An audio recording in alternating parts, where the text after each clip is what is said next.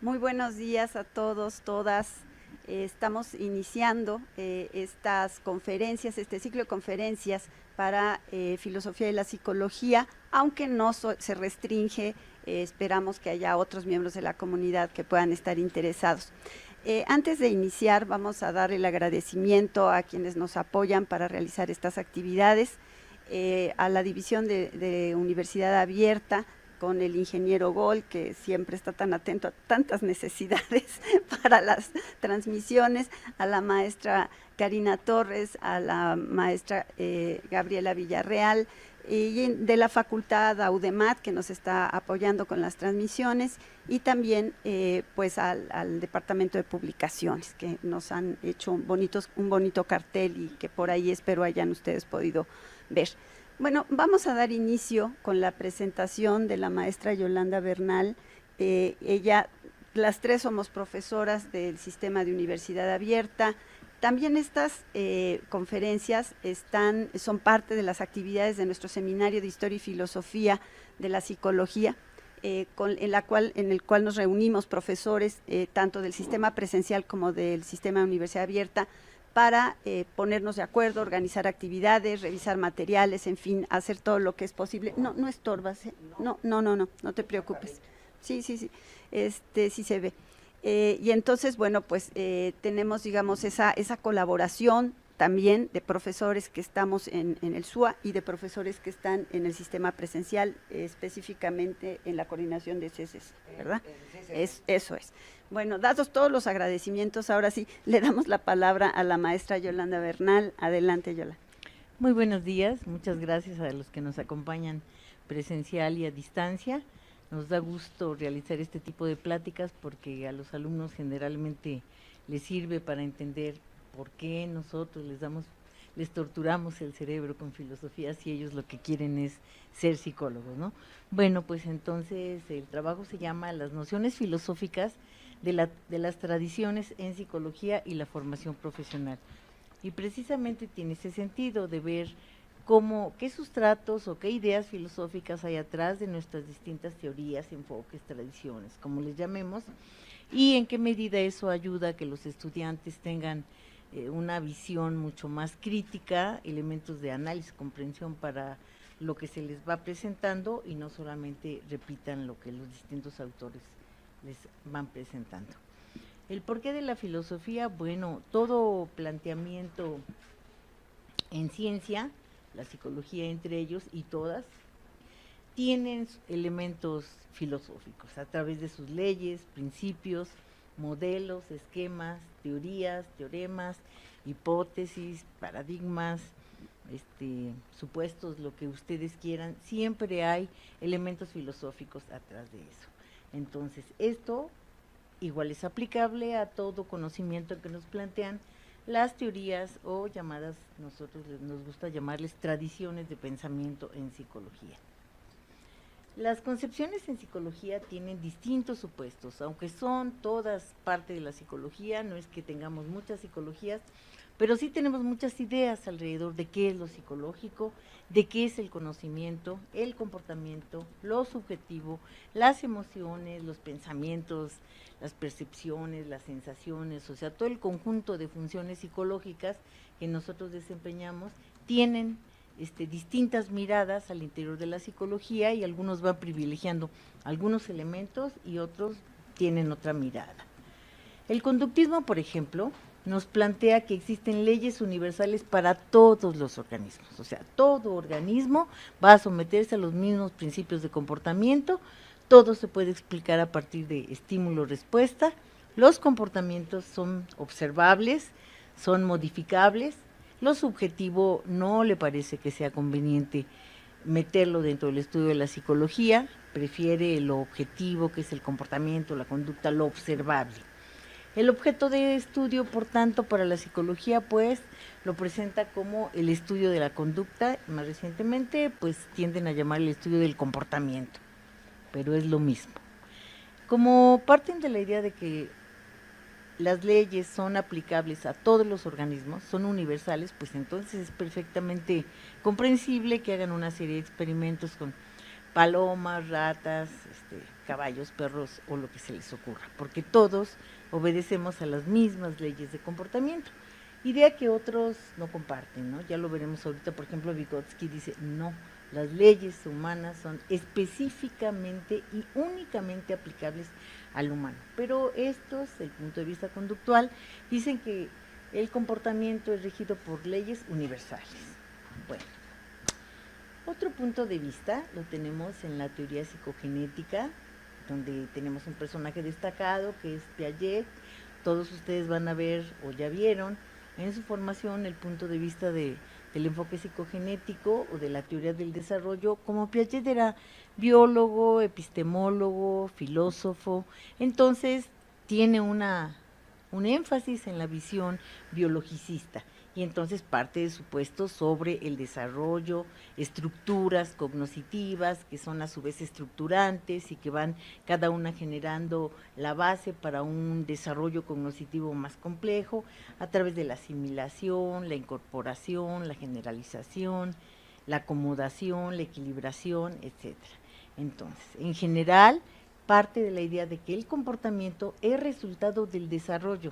Todo lo que querramos ver diferente entre un sujeto y otro obedece a que está en un nivel de estadio de desarrollo distinto, maneja estructuras distintas, ¿sí? Entonces no atiende mucho a las diferencias universales, a las diferencias individuales, más que a partir del nivel del desarrollo en el que se encuentre, básicamente. Entonces, pues todo depende del estadio del sujeto y de sus estructuras cognitivas, y por tanto, el objeto de estudio que propone para la psicología, pues es el desarrollo humano. Muy bien. Para este enfoque convivió mucho con sus hijos, como esperamos que casi todas las personas, o ya no tanto, pero bueno, antes sí. Y entonces, a partir de esas observaciones, es que fue sacando diferencias entre los distintos estadios. Bueno, basándose en el punto de vista piagetiano, aunque no eran muy conocidos entre sí, Piaget y Vygotsky, pero tienen muchos elementos que comparten, en los que coinciden, solo que Vygotsky dice, yo estoy de acuerdo con el enfoque piagetiano, solo que yo haría una precisión. Todo eso es cierto, sí y solo sí obedece en un espacio sociocultural, con determinantes históricos, porque el hombre tiene, a diferencia de todos los organismos, una relación diferente con su espacio social. Es construido por lo social y construye lo social. Es un ser psicológico que ha sido construido a partir de los otros, y todos esos otros han sido construidos a partir de sí mismos y de su interacción con el espacio cultural, a partir de la conciencia, a partir del lenguaje. Entonces, hay una determinación de lo sociocultural.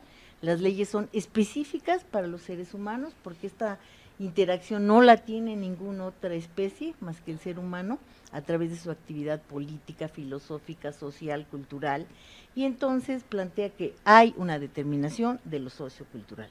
No hay una separación, no es posible una separación entre individuo y sociedad. Todo lo intrapsicológico, lo que yo tengo en mi cabeza, ha sido el resultado de las experiencias que tengo y de cómo yo lo proceso.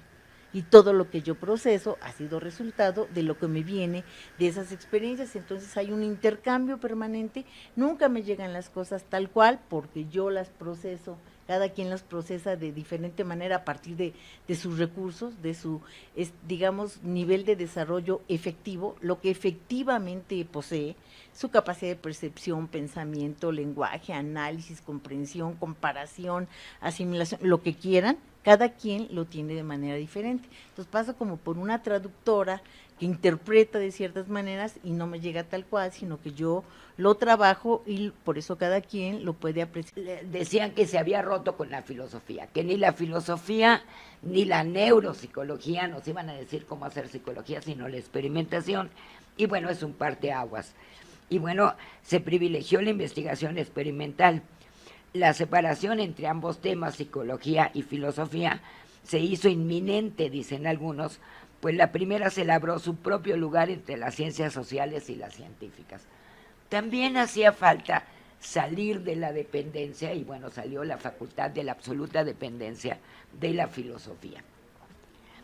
En el currículo de la Facultad de Psicología de aquí, de nuestra UNAM, se incluye el estudio de la filosofía como parte importante de la carrera y se aboca a ofrecer a los alumnos las bases filosóficas para la propia carrera. Aquí se batalló mucho, no fui yo, fue Soraya, fue Germán, fue Yola, batallaron mucho para que sí estuviera una materia de filosofía inserta en tal lugar en el cuarto semestre para que no se echara todo por fuera.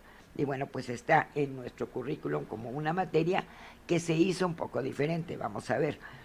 Hicieron posible derivar en el estudio de los procesos internos y externos que provocan y tal vez en muchas ocasiones explican la conducta de los organismos.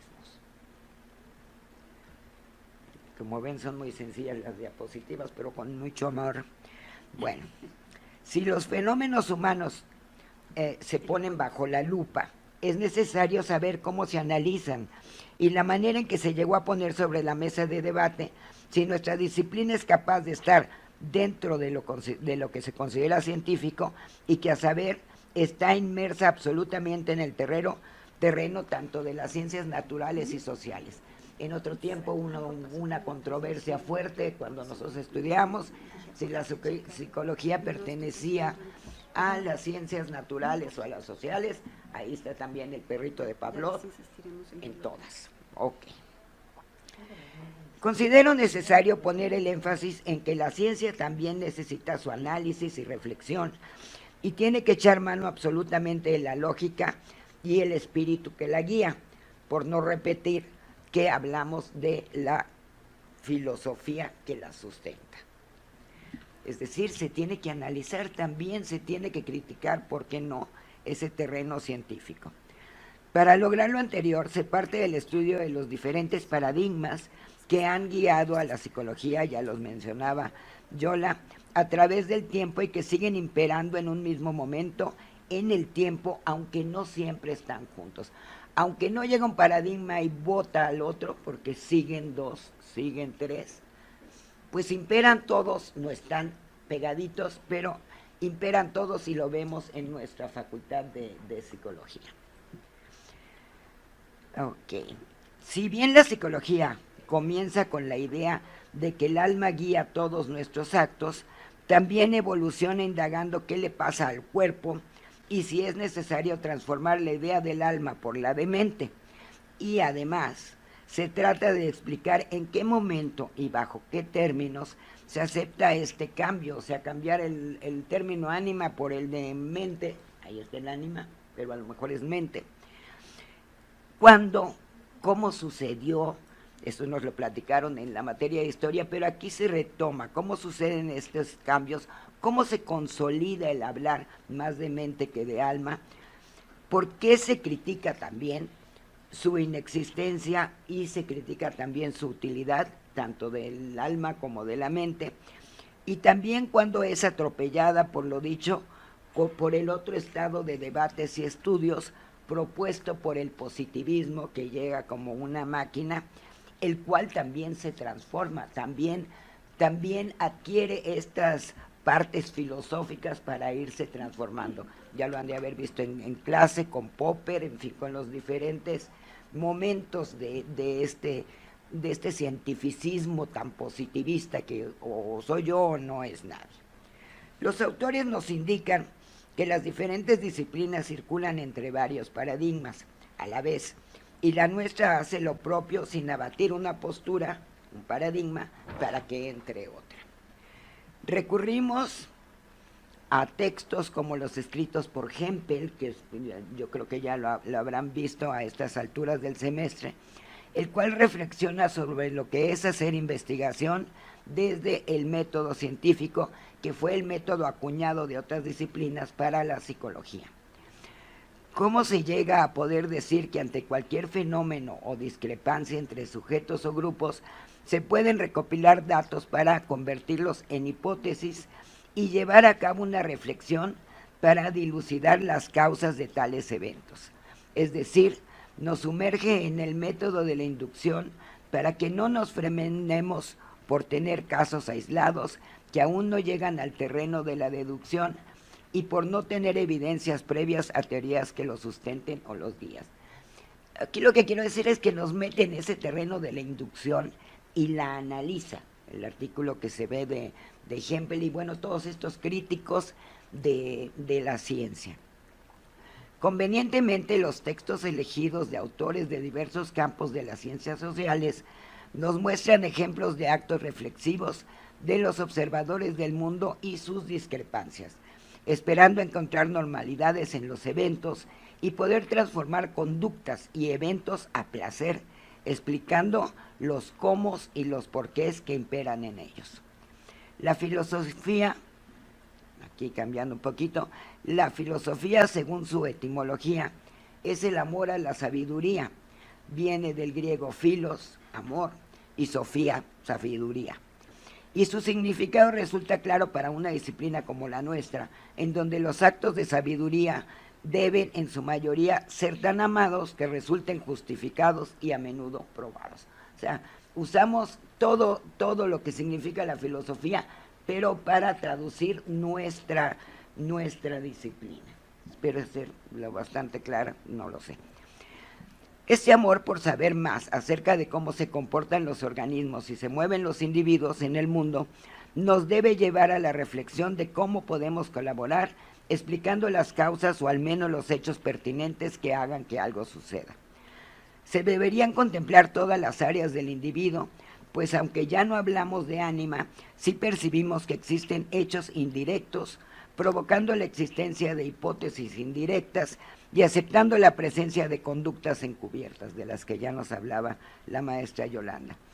Ese tipo de conductas poco estudiadas por algunos enfoques nos impelen en muchas situaciones a la necesidad de ser sacadas a la luz, ya sea en el consultorio o en la vida cotidiana, y debemos pensar que colaboran en descubrir cómo suceden los eventos que nos guían.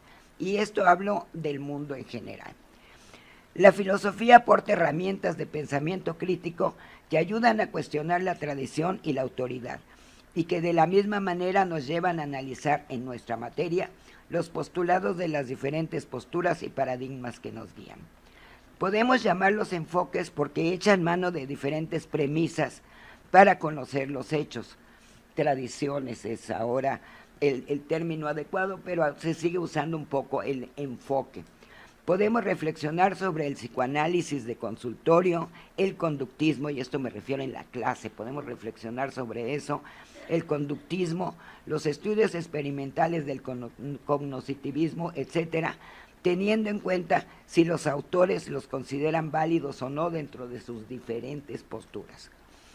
Nos podemos adentrar a través de esta dichosa materia de filosofía en la validez o no de introducirnos dentro del pensamiento de otros individuos diferentes a nosotros y cuestionar qué significa la palabra pensamiento o si la palabra conducta alcanza para dar cuenta de todos los actos del individuo y hasta para cuestionar si existe o no la alteridad y todo lo que significa tanto para el individuo como para el observador conductual. Es decir, si no tuviéramos este espacio, y lo reitero mucho con mis alumnos, no podríamos estar haciendo todas estas críticas y tratando de escrutar tanto a la psicología. Así hemos incursionado en la psicología desde la perspectiva de la lógica y la reflexión. Aquí tenemos a Torricelli porque él hizo un acto de reflexión que nos mencionan en los textos y que podría ser lo mismo que nosotros hacemos con nuestra disciplina. En su tiempo, Torricelli, con el barómetro de mercurio, se preguntó por qué su pipeta no se llenaba al tope del líquido que tenía en la cubeta y demostró posteriormente, de manera experimental, el poder que la atmósfera tenía en diferentes planos. Él enfatizó, ¿por qué lo traen a colación los autores? Porque enfatizó el poder de la inducción y la deducción después al postular conjeturas válidas para lograrlo. No se tomaba en cuenta que había una atmósfera que era la que no dejaba que subiera el líquido en la pipeta. Él hace un acto de reflexión y además luego lo lleva a la práctica, viendo que sube nada más hasta cierta altura, pero que si se sube arriba del Popocatépetl, no del Popocatépetl no, porque se quema, pero del Iztaccíhuatl, no habrá tanta presión del aire, de la inducción a la reflexión. Y esto nos pasa también muchas veces en nuestra materia de psicología, en nuestra carrera. Ya quiero terminar porque si no los voy a enredar y me voy a enredar. Y bueno, les quiero decir que mi parte feminista, o al menos seguidora de la inclusión de perspectiva de género en cualquier momento de la psicología, no puede dejar de mencionar aquí que estoy curiosa acerca de lo que pensaría esta señora, Margaret Floyd Wasmore, psicóloga estadounidense. Fue célebre por su trabajo, el lenguaje inclusivo es completo. Fue célebre por su trabajo experimental en el comportamiento animal y la teoría motora del desarrollo.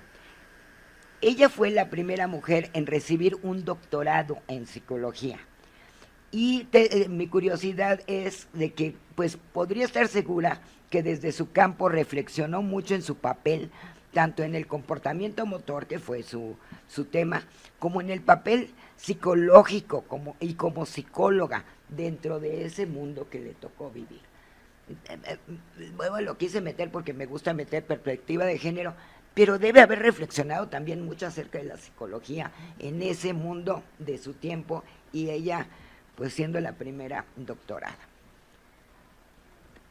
Bueno, ya voy a terminar.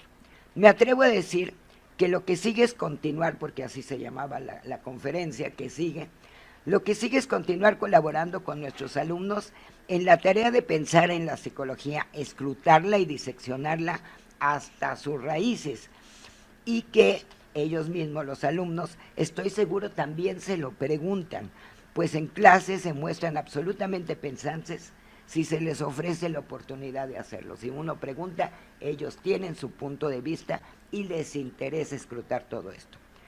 No agotemos nunca el nivel intelectual de los que nos siguen en el camino, ya que siempre es bueno recordar que en el terreno de la reflexión, y estoy cierta de esto, el maestro no tiene por qué saberlo todo, pero por otro lado, el alumno no tiene por qué ignorarlo todo.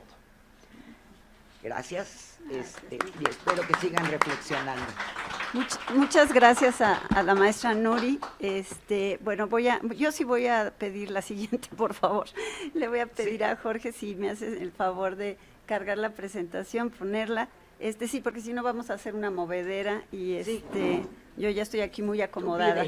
Entonces, son poquitas diapositivas. Sí, ¿verdad? Nos vamos. Perdón. ¿Para qué tanto nombre si no los tenemos donde deben estar? Claro no somos, que sí, gracias, Gaby. No somos muy conocidos. Bueno, pues yo. No, si quieres, yo le... Bueno, gracias. No somos muy conocidos, ya no necesitamos. Sí, también. Yo quiero iniciar, diciendo algo que no mencioné al inicio, pero que este ciclo de conferencias, el cual hacemos todos los años para Filosofía de la Psicología y para Historia de la Psicología en el semestre correspondiente, desde que el nuevo plan de estudios está vigente, pues en esta ocasión está en el contexto de la celebración de los festejos por los 50 años de la Facultad de Psicología. Y bueno, pues aquí quiero comentarles que en estos 50 años, no es para que se preocupen porque ahora les voy a explicar, solo hemos tenido 2 planes de estudio. Por supuesto que esos planes de estudio se fueron actualizando, fueron cambiando, y no siempre los profesores dan los programas tal cual, y eso llegó a una cierta crisis en algún momento, varios intentos por años, y pueden creerlo o no, pero el programa de 1971 duró casi 40 años, Y luego, en lo que llamamos el nuevo plan, que ya los que entran ahora, las generaciones que entraron en los 20, dirán como nuevo, si es del 2008. Bueno, pues para que piensen que el otro era de los 70, ¿no? O sea, vaya, como con música de los Beatles o algo así. Entonces quiero, la siguiente, por favor, Nuri. Quiero comentarles que en esta ocasión, además de hablar pues de lo que hacemos en filosofía y la psicología, un poco para apoyarlos, mucho para animarlos, porque no necesariamente es una asignatura sencilla, los materiales que leen tienen su grado de complejidad, y entonces queremos pues que vean el sentido, ¿no?, de esto que que hacemos en la asignatura. Entonces, yo quiero mencionarles que en el plan de estudios de 1971 no había historia de la psicología, aunque un poco así como al gusto de algunos profesores, como Jorge Molina, que fue mi profesor entonces, no en el 71, después, pero en ese plan, él hacía de las teorías de la asignatura Teorías y Sistemas una historia de la psicología en buena medida, ¿no? Y así se quedó durante muchos años. Entonces, no había esta historia, pero estaba lógica, simbólica y semántica, que claro que les costaba mucho trabajo a los estudiantes, nos costó, pero para algunas cuestiones, tanto de la comprensión de la ciencia como de algunas concepciones, como la piagetiana, como el propio Chomsky en la psicolingüística, pues era un conocimiento, es un conocimiento importante. Ahora, si alguien entra a esas áreas realmente a fondo, pues tiene que darse su cursito por aparte, porque no, ya no hay lógica simbólica, esa se quedó en el plan 71. Y luego, la cual estaba en el primer semestre, quiero mencionarles, junto con un conjunto de materias que no necesariamente entraban en temas de la psicología, ¿no? Ese era un poco también un problema.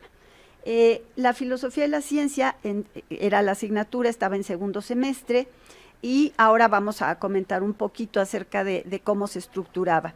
Luego, el cambio en el plan de estudios 2008 es que sí hay una historia de la psicología en el primer semestre, con toda intención ligada a la filosofía de la psicología del cuarto semestre. Comentaré un poquito más adelante al respecto. Y entonces, bueno, quiero decirles que estos, digamos, son el contexto del cambio curricular en el que queremos plantear un poco lo que diremos a continuación. La siguiente, Nuri, por favor. Bueno, en esta sección me refiero a algunos problemas y algunas soluciones. Los problemas los encontrábamos muy acotado a este tema de la filosofía de la ciencia en ese segundo semestre, a donde se les presentaban, eran 8 unidades, y no crean que la ventaja de hoy es que sean 3, porque los contenidos en esas 3 unidades son vastos, pero no, esa no es la ventaja, pero de alguna manera era una disciplina o una asignatura que tenía un material abstracto de filósofos de la ciencia.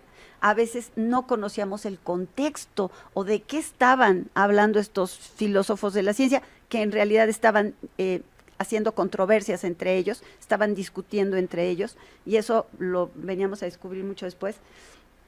Pero además tenían que hacer abstracción los alumnos de qué es esto de ciencia, porque en realidad para ese segundo semestre no habían llevado casi nada de psicología.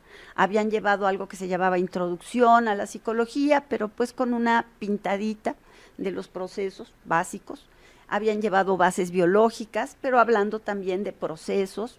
Habían llevado lógica, llevaban matemáticas, y ya no me acuerdo cuál es la quinta materia, pero en realidad en ese segundo semestre no había psicología acerca de la cual pudieran reflexionar, ¿no?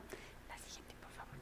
Entonces, nosotros con la oportunidad de hacer este cambio curricular, vimos la posibilidad de hacer algo que implicaba que la historia de la psicología, no solo, pero de alguna manera importante, nos presentara estas tradiciones. Bueno, está aquí una pálida sombra, pero no sale muy bien, que ahora con mis estudiantes de este semestre, que son 2 grupos, lamento mucho darme cuenta que parece que los profesores, o ya se les olvidó, o sus profesores de historia no les mencionaron esa organización en tradiciones que tiene el área de formación general. Y entonces les tuve que mandar un texto para que ellos vieran, algunos por primera vez, cómo está organizado estos 4 semestres, porque pues han llevado estas asignaturas como si fuera un salpicado de cosas inconexas, lo cual me parece terrible. Espero que no sea el caso de la mayoría, pero si así ha sido, quiero decirles que la organización del área de formación general se da en estas asignaturas agrupadas en lo que se llamó tradiciones, siguiendo a un filósofo de la ciencia, Larry Laudan, un poco pensando que en una tradición se podían presentar varias de estas perspectivas, enfoques, sistemas, en fin, como se quisiera, pero varios de ellos se podrían integrar de esa manera, y entonces, porque tenían en común algunos elementos y objetos de estudio de su metodología, y a partir de eso se podía hacer digamos, este agrupamiento en tradiciones. Bueno, quien lo requiera, en los materiales de historia tenemos, insistimos, lo tenemos en Moodle, se los podemos hacer llegar, por favor acérquense con esa pregunta para que tengan un poco más claro a qué se refiere, cómo están agrupadas estas asignaturas que han llevado. No es un salpicadero así nomás de cosas que se le ocurrieron a alguien, no debería serlo. Y la historia les trata de presentar, porque eso sí, si se fijan, hay heterogeneidad. Acaba de hablar de eso la maestra Yolanda, justamente cómo el psicoanálisis tiene, y además dentro del psicoanálisis hay diferentes versiones, dentro del propio conductismo, en fin, o sea, todas estas concepciones no son homogéneas, tenemos una gran heterogeneidad en psicología. Bueno, la historia trata de darles una idea mejor de por qué esa heterogeneidad.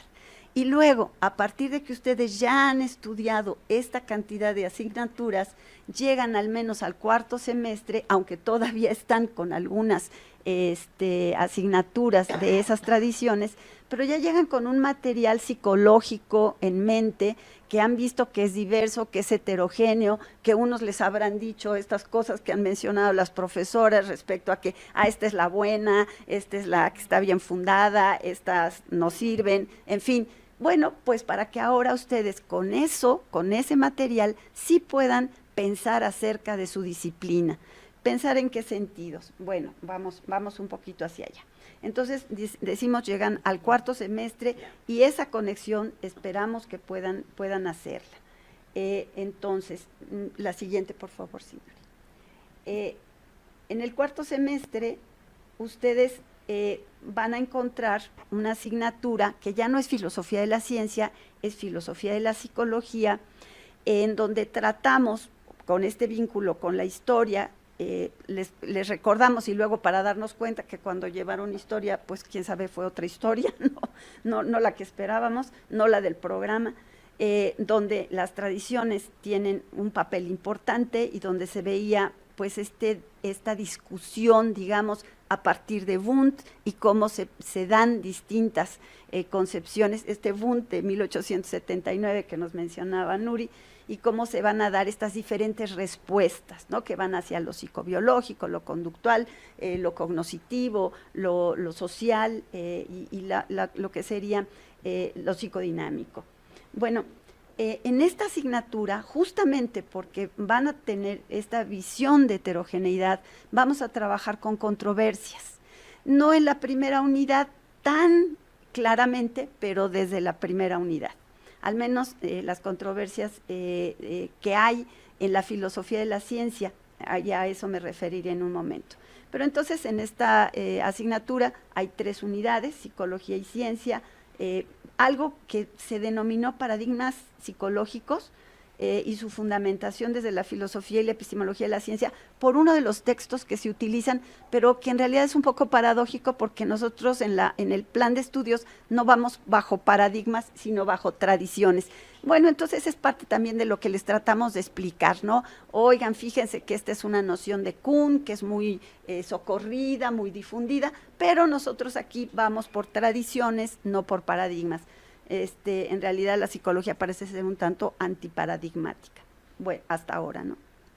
Y por último, hablamos de una unidad, hablando de sujeto y conocimiento, brevemente lo menciono enseguida. Bueno, la siguiente, por favor. Y yo aquí voy con, bueno, en esta primera unidad, sí se plantea controversias, no en la psicología, pero en la filosofía de la ciencia. Hemos elegido un autor, Hempel, que él presenta su propia perspectiva y discute con otra, con la del inductivismo estrecho, esa concepción que fue recogida en la psicología por muchos años, especialmente en la concepción conductista, ¿no? Y que de nuestra facultad, o en nuestra facultad tuvo un peso importante en la formación, en esta idea de que solo de aquello que se experimenta es la única manera de hacer ciencia, ¿no? La metodología de la ciencia es experimental. Bueno, nos va Hempel a mostrar que no, que la ciencia empírica sí hace pruebas, pone a prueba, pero pone a prueba de muchas maneras, incluso en principio, que es una manera lógica de poner a prueba. Que hay contrastaciones no experimentales, que las hipótesis y las teorías son muy importantes y que son lo que guía la búsqueda del conocimiento. Entonces, bajo esa idea, digamos, nosotros presentamos esta primera unidad y además empezamos a encontrar algo con lo que nos vamos a encontrar a lo largo de la asignatura en nuestros estudiantes, con un conjunto de obstáculos epistemológicos, de ideas previas, de prejuicios acerca de lo que es ciencia. Les cuesta mucho trabajo aceptar que la ciencia puede no ser experimental, sino poner a prueba de otras maneras. Y cuando damos ejemplos en la astronomía, en la geología, en fin, sismología, como que se sorprenden un poco y se dan cuenta que a lo mejor sí hay un prejuicio, bueno, al que vamos a estar constantemente tratando de atender y de decir, no, fíjate que no es eso, ¿no? Porque luego meten la ciencia como sinónimo de experimento. No es así, no es, aunque haya concepciones en filosofía de la ciencia que así lo sostengan, y aunque haya concepciones en psicología que así lo han entendido, ¿no? La siguiente, por favor, Lori. Bueno, esta primera unidad nos sirve mucho para la segunda unidad, en donde ya vamos a entrar a las controversias propiamente psicológicas. De todas estas concepciones que les habló la maestra Yolanda, y qué bueno que fue ella al principio, porque entonces ya no tengo que repetir, pero digamos que muchas de estas tomamos algunos textos de autores que ya sean filósofos de la ciencia, ya sean psicólogos, que van a decir algunas cosas que van a mostrarnos, teniendo ya la perspectiva de Hempel, algo que vamos a entender mejor, ¿no? Que hay diferentes maneras de entender lo que es ciencia y que dependiendo de esos criterios, de esa manera de entender lo que es la ciencia, pues vamos a aceptar o no que algo en psicología sea o no científico, ¿no? Tal es el caso del psicoanálisis, y entonces, si nos vamos a la siguiente, por favor, tal es el caso del psicoanálisis, que vamos a encontrar dos textos que a mí me gustan mucho, aunque el segundo lo tenemos en un escaneado un poco horrible, porque lo único que teníamos era una fotocopia y pues no hemos podido mejorar eso, pero si lo leen en su computadora se lee bastante bien. Tenemos dos filósofos de la ciencia que son argentinos, casi contemporáneos o bastante contemporáneos, y que dicen dos cosas absolutamente opuestas respecto al psicoanálisis. Mario Bunge, que lo ve como una pseudociencia y lo compara con las cosas más lejanas a algo que uno pueda considerar un saber científico, ¿sí? Y por otro lado, Gregorio Klimovsky, que con criterios muy parecidos a los de Hempel, va a aceptar que con problemas como toda disciplina, pero por supuesto que el psicoanálisis puede considerarse como un conocimiento científico. Y ahí voy a tener un comentario de algo que mencionó Yolanda, pero lo dejo un poquito para el final. Bueno, lo que tratamos entonces con estas controversias en esa unidad, que es una unidad amplia, ¿no? O sea, no tienen 8 unidades como los de filosofía de la ciencia, pero en esas 3 unidades tienen un buen material, pues que hay que trabajar, y trabajar con la guía de estudio, ¿no? Que eso les ayuda mucho a ver, pues, por dónde va el asunto.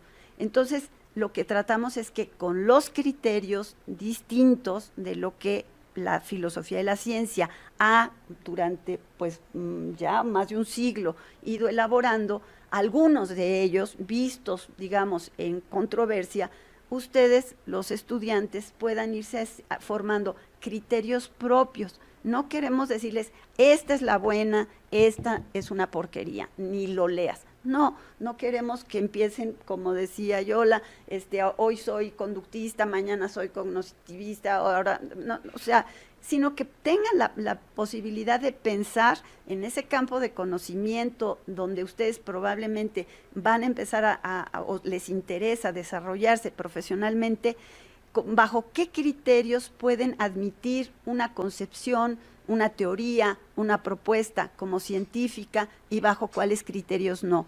Porque hay diferentes formas de pensarlo, no hay una sola manera de hacerlo. Entonces, pero que la forma que ustedes adopten, la adopten con criterios claros para ustedes mismos y que puedan argumentar y defender las prácticas que van a tener. Y nada más por eso me regreso al asunto, decía Yola que a algunos dentro del psicoanálisis no les interesa hacer ciencia.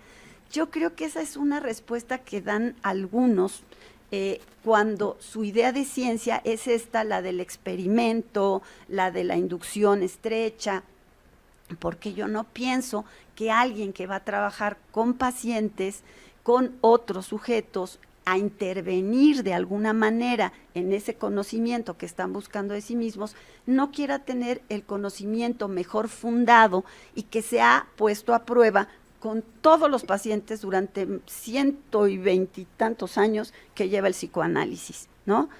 Yo creo que cuando entendemos de una manera estrecha lo que es ciencia, muchos podrán decir, no, pues ni quepo, ni voy por ahí. Pero si la idea de ciencia es otra, la idea de ciencia es la de un saber bien fundado, que si es algo empírico, por supuesto, se pone a prueba, pero no necesariamente experimentalmente, sino de las otras formas que la ciencia tiene. Bueno, creo que cabe, pero creo que por eso puede haber un rechazo, ¿no? Sería una visión de mi parte. Porque sí creo que el conocimiento bien fundado es importantísimo para la intervención profesional. Si no, pues hombre, o sea, cae uno en manos de quien se le ocurra, quien sabe qué locura, ¿no? Bueno, por último, la tercera unidad, sujeto y conocimiento, en donde, sí, por favor, la siguiente, donde vamos a hacer un repaso de algunas concepciones filosóficas con un material de la doctora Pati Corres, y luego a tomar un capítulo que habla sobre la conciencia, también con diferentes perspectivas acerca de qué es la conciencia. Y eso también trae la controversia, ligándolo a temas filosóficos, epistemológicos básicamente, ¿no? Y tan, digamos, que puede parecer tan lejanos como la obra, el pensamiento de Descartes, pero que resulta muy contemporáneo en algunas de estas discusiones acerca de qué es la conciencia. Entonces, retomamos ahí este asunto, repasamos temas de filosofía y seguimos en la controversia, tratando una y otra vez que los estudiantes pues lo que hagan sea una reflexión de su disciplina, de esas distintas tradiciones, de esas teorías que están ya en posesión de ellas y que además están a un pasito de empezar a tener una actividad práctica a partir del 5º semestre, donde tendrán que traer a cuento esas explicaciones teóricas con las prácticas que la profesión les va a ir enseñando por un lado y requiriendo ya en su formación final. Bueno, la siguiente, por favor. Y con eso, pues muchas gracias. Entonces, terminamos la mesa. Yo no veo preguntas en el chat, aunque afortunadamente se nos han unido más personas porque parece que un problemita en la transmisión y empezaron a desaparecer, pero ahora se han unido más. No sé si allá quieran hacernos algún comentario o quienes se encuentran con nosotros aquí quieran hacer alguna observación, comentario, duda, reproche, ¿no? Reclamo, exacto. Reflexión. Así es. Porque si no, pues para darle gusto a la maestra Gaby que necesita el salón sí. En un momentito, vamos a dar por terminada esta sesión. No sin decirles que el próximo jueves a las 5 de la tarde, no el próximo jueves es mañana, no, el jueves de la semana próxima, el jueves 30, tendremos otra mesa con otros 3 participantes, el doctor Germán Álvarez, el maestro Jorge Molina y el doctor Rigoberto León, para hablar de estos temas, pero ya ven que cada uno habla en diferentes cuestiones. Ese va a ser en el auditorio Silvia Macotela y de veras que esperamos contar con su asistencia, tanto presencial como en este mismo canal, exactamente la misma liga, la próxima semana, a las 5 de la tarde. Muchísimas gracias. Muchas gracias. Muchas gracias por venir. Bueno, yo puedo tomar como referencia la materia de metodología de la investigación. Ajá. En este caso, por ejemplo, cuando nos decían tienen que escoger un tema para hacer el proyecto, ¿no? Pues bajo la premisa de que siempre es que observación para formular la hipótesis, realmente, analizando lo que se comenta, es que se formuló primero la hipótesis, porque uno pensó luego en el tema y dice, pues puedo hablar de esto, y se genera el pensamiento y de ahí se toma como base para tomar el tema de investigación. De ahí se puede partir todo, ¿no? Claro. Bueno, esa es una de las cosas que tratamos de enfatizar desde el inicio, que el conocimiento científico, no el de la vida cotidiana, ese es diferente, pero el conocimiento científico no empieza observando y observando y observando, sino empieza suponiendo, haciendo hipótesis que luego pueden ponerse a prueba para descartarlas si no funcionan, si no traen los cambios que esperamos, o para, o las desechamos o las mantenemos y las seguimos investigando, pero que las hipótesis, así como las teorías, son muy importantes, ¿no? Porque esto de que, a mí se me ocurre, no es así, ¿no? Sino un poco tratar de entender ahí sí, como en la historia de la ciencia, en la historia de la disciplina, en los antecedentes de lo que ya se conoce, esa formulación de hipótesis nos permite además acotar lo que vamos a observar, porque ni modo que observemos todo, ¿no? Sí. Creo que esa es un poco la idea. Ya teniendo pues el conocimiento previo, formular un y sí, y con Exacto. base a ese y sí, poder observar y ver si se cumple o Claro. no con el pensamiento que generó, ya con el conocimiento previo adquirido. Así es, y no andar inventando el agua caliente. Sí, claro que sí. Gracias. No sé si ustedes quieren comentar algo al respecto. Nada más que depende del problema, o sea, el proceso inductivo no es malo, pero tenemos mucho escrito en psicología, lo que dice la maestra es cierto, ¿para qué estamos inventando? Pero de repente tenemos sucesos cotidianos, novedosos, no es lo mismo la investigación de laboratorio que de la calle, pero cuando se vayan a trabajar como psicólogos, se van a encontrar con esos problemas que son cotidianos. Entonces, si el problema parece no tener un correlato teórico que lo sustente, estaremos echando mano de la inducción. Y siempre tenemos ciertas conjeturas. Vemos un coche destrozado y conjeturamos si eran jóvenes, si venían borrachos, siempre tenemos ciertas conjeturas. Es importante leer, sobre todo a Hempel, que nos encanta, porque critica esto, no critica en el sentido peyorativo, lo analiza, analiza qué es lo que hacemos con las hipótesis, y además nos habla de todas aquellas hipótesis indirectas y datos indirectos que también funcionan, y como lo decía Yolanda, ha sido muy mencionada hoy, en el psicoanálisis funcionan para dar cuenta de nuestra conducta, pero el terreno de la inducción no es del todo malo. Nomás para aclarar una cosa, Hempel no rechaza la inducción. No, al contrario. O sea, Hempel no rechaza la inducción, solo rechaza la inducción estrecha, la que piensa que todo es a partir de la observación, sin poner nada, una conjetura, una hipótesis, un supuesto y mucho menos una teoría por delante, ¿no? Creo que ese es el camino. No es que la inducción, bueno, pues estás en la ciencia empírica, por supuesto que tiene que tener un papel, ¿no? Pero algo más establecido, más claro, ¿no? Sí, justamente, bueno, tengo entendido que para formular una premisa, por ejemplo, está basado en las leyes Hempel, ¿no? Bueno, es lo que yo una entendí. explicación. Ajá, una explicación. Ajá, sí, bueno, bajo el modelo nomológico deductivo. Sí. O sea, bueno, yo tengo entendido que bajo el pensamiento de Hempel no hay ningún un resultado de alguna hipótesis concluyente, sino que siempre puede haber más allá dentro de. O sea, no es como de, pues me dio muchas veces este resultado y ya es definitivo. Claro, O sea, puede haber todavía algo más allá que eso. Justo y especialmente cuando se trata de una puesta a prueba empírica, donde la hipótesis es exitosa, ¿sí? Y entonces se mantiene. Ese es un caso de inducción, ¿no? Sí, es cierto. Bueno, pues yo creo que aquí nos quedamos. Muchas gracias a todas. Gracias.